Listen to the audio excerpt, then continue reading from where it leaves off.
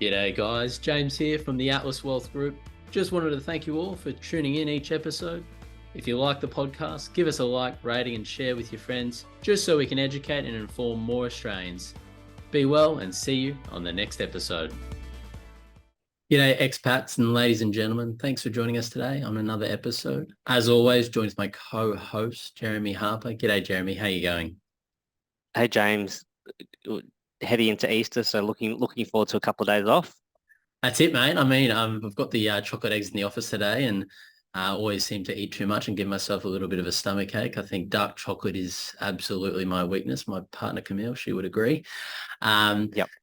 Mate, today I want to talk about the fixed rate mortgage cliff. It's getting a lot of airtime right now in a lot of different media publications, online, social media. I guess it is all the rage at the moment. So I thought, why don't we talk about it, explain it, give it a bit of a wrap up for our listeners, because it's just getting so much airtime. So why don't we jump into it, mate? Yep. So to take a little step back, when COVID hit and the government decided to shut down the economy, the RBA came out and created a term funding facility, basically just like a line of credit for the banks to draw down on at 0.1. So basically free money. So the banks dipped into that, and then that in turn, they flipped that money out to borrowers, to Australians at 2% fixed loans. So what that meant was at that point, because fixed rates had never been so low, obviously the market took that up. So if you're buying or if you're refinancing at that point, you'd go ahead and lock that in. That's right. So that meant that normally I think it's about 30% maximum of all loans are fixed. At that point, about half of all the loans originated during that period were fixed for either a 2 or 3 year period or tenure. Yeah, and I mean, just remarkable how cheap that was for the banks. Just 0.1%. I mean, free money for them. They're making obviously a tiny profit off that based on lending on for 1.9 plus percentage. And the fixed rate mortgage cliff is, as you said, it's a large cohort where 50% of the fixed rate mortgage market starting to move from those fixed rates out to variable rates, where they're converting from 1.9% to say, upwards to say 2.85% to 5.5% to 6%. Even some of my staff in the office, they've mentioned before, one of their mortgages is 1.95%. And I've just said that's, it's probably going to be near impossible to see that kind of rate again in the next 10 years, to be honest. So that's this concept of this fixed rate mortgage cliff, where right now you've got about 880,000 households, which from now that we are in April, are going to start moving from that fixed to the variable. The concern that I guess a lot of economists have, and as well as the RBA, the big banks, is, well, what's that going to do to household budgets, the savings ratio? Can, your average Australian afford their mortgage now, or are they going to have to sell their property or move out? What's your feedback on that one in terms of that slow burn? Well, I think the smart borrowers, and that would be our listeners, of course, got the finger on the pulse, that difference. So those borrowers would be sitting there saying, okay, well, my mortgage is 2%. Yep. I'm getting a bit of a free ride here. So that difference, I'm either keeping my offset or maybe investing or using that as an asset. What you hope people are not doing is that difference. They've gone out and taken a holiday overseas because they've got all this extra cash, and then they're not prepared for when that repayment does jump up. So that's where it will catch some people out. I guess it's not so much the cliff that they're talking about. It's more just being prepared to say, okay, well, I'm on a really good deal right now, which I'm repaying on the mortgage. Can I maintain that when the repayment jumps up? And it means that if your income hasn't adjusted in proportion to that, and for a lot of people, it probably hasn't, because when that loan was originated, their cost of living was X, also their income was X. Maybe they've had a new job or they've had a pay rise, but it probably hasn't outstripped the increase in that repayment plus the increase in the cost of living. So you got to remember, during that time, obviously, food and groceries, electricity bills, utilities, that's all jumped up beyond what people's average wage increase has been over that period. So the combination of the two, so you're hoping if people's income hasn't kept up in pace, then they've got some savings there that can cushion that repayment difference. That's right. And I mean, one of our earlier episodes of the year when we kicked off the year was probably the primary or the main finance tip this year was being able to practice really good cash flow management because of all the fixed rate mortgages converting to variable.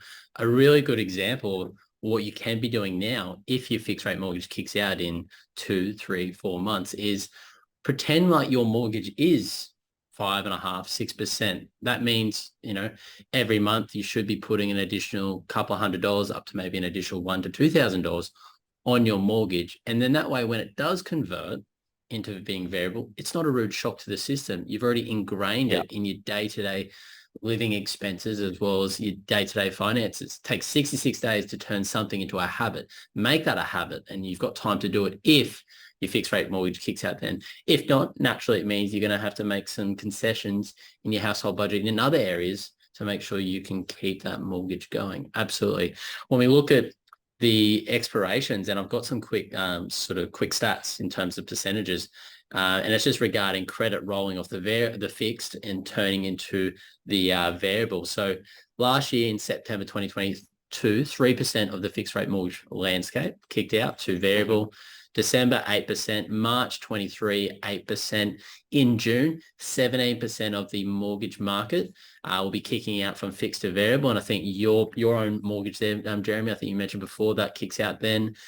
September, 15%. And then lastly in December, 11%. So they're saying right now, yep, 50% of that fixed rate mortgage cohort now going to start moving off those very lean and thin rates and now converting to the variable. So I guess the flow-on effect of that is, we know that there's two ends of the spectrum right now with, I suppose, Australians and households budgets where some are really starting to already feel the pinch. And we can see that they're eating into their coffers, their offset accounts or their regionals, their savings to make those additional repayments. Whereas on the other side of the spectrum, there are people that are in comfortable positions that can actually weather the storm. With obviously that flow-on effect, it's not going to be this huge cliff. It is going to be that slow burn. And to give everyone a bit of an example, right now, sort of the average refinance variable loan is about probably 5.6%. So if you're on a 2.48% fixed loan and you've got a mortgage of about 500,000, it means you're paying an extra $810 per month. And on the larger side, if your mortgage is $1,000, you're paying an extra $1,600. So it's going to be interesting to see the impact that has. The other, I suppose, issue with repayments that we've got to remember is that it's from after-tax dollars. So, and we've had really slow wage growth in Australia that hasn't obviously kept up with inflation, especially in the last 2 years. So there is going to be that very small differential where we could see a bit of an increase in supply and stock on the residential property market. You could also have a lot of people deciding to move out of their property to rent it out. That way they've got that extra income coming in that can help them service the mortgages. But on the other side of that, that doesn't really also help the current rental market and rental crisis because it's just essentially a bit of a seesaw effect there. It'd be very interesting to see what plays out. I mean, do you think that we'll see a bit of red and a bit of pain in the coming months, especially in the mortgage landscape? Or do you think banks will try and do their best to help a lot of their clients and obviously mortgagees? Yeah, definitely the banks want to work with the customers. So if you are finding yourself in that position, you reach out to your broker or particularly the bank. The banks have beefed up their sort of assistant team around this issue. Yep. So they can actually try and restructure it or work out a way around the repayments to help you through that period if that's what you need. Otherwise, it is just if you can make that adjustment. I mean, I look at people's bank statements every day. There's a lot more that everyone can cut out of their bank statements if they need to. They just don't want to. And so if you're on a 2% fixed loan for the last couple of years, you probably go, yeah, I need to, but I don't want to. I want to buy lunch every day, or I want to do all these things because I can. The reality is you just have to make those adjustments, and you either do that early or you do that overnight when that kicks out. So on that, when that fixed loan expires, every bank is different, but it'll go into what you call a revert rate, which is what it will revert to as a variable rate. So you do find banks will try and use that opportunity to make a bit of margin. So Yep. your rate Yeah. that comes out, it's normally definitely not the best that they're offering to new customers, that same bank. So it's important that you either, get on the front foot, make sure the bank renegotiates that. So speak to your broker, speak to the bank, get that nice and sharp, Mm-hmm. or look at your options in the market. So the refinancing market is incredibly competitive. So banks are, they understand this is an opportunity for them to bring on refinance deals. So that's something, loyalty to one bank can end up costing you money, particularly in this environment.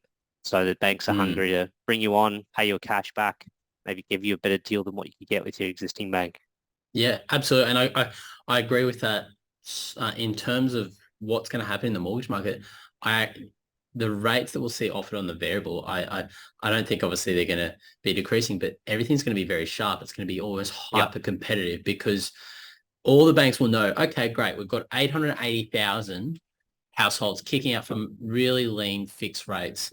And then naturally, they usually convert to a pretty average rate. Most banks Yep. don't work too hard. So you might Correct. actually, and you're right, what you said before, the banks might work a little bit harder there by giving you an okay rate, but often it's not great. So it means that it's going to create this frenzy of refinances where Correct. ideally you've got a household which has gone up in value, especially the last 2 to 3 years. And it does mean that it's going to be hyper competitive for a lot of banks, not necessarily banks, but also non-banks, credit unions, trying to really get ahead of the curve, offering deals, cashbacks, those sort of things. They love doing those little things. So if you are coming off, don't just sit back, really assess the Yeah. market. If they can't help you, engage with either a broker or look online, see what's going, see what's being repriced at the moment, because I really think there'll be good opportunities there rather than just sitting back and not doing anything. Correct. Correct. And even, we'll just talk in an earlier episode how the future market's saying the potentially we're going to be cutting rates over the next 12 months, the RBA. Yes. Just keep that in the back of your mind that the banks will also use that as an opportunity if you're on a variable loan to maybe hold back some of that margin. So if we get a 25-point cut, they might pass on 20 points to the borrowers. So you got to keep your finger on the pulse around the pricing of your loan. Absolutely, absolutely. And I mean, as we wind up today's episode, I want to do a quick shout out. We are doing an online webinar. That is how webinars are conducted. On the 25th of April, Jeremy and Brett, they'll be anchoring that one. In terms of times, it'll be 6:30 p.m. Sydney, 4:30 p.m. Singapore, Hong Kong time, and then lastly 12:30 p.m. UAE time or Dubai time, I guess. There's going to be a few things discussed in that one. I suppose, what your options are right now around refinancing existing options, what savings can be achieved by refinancing. So Jeremy's got some terrific examples to run us through based on live cases with clients that he's already helped.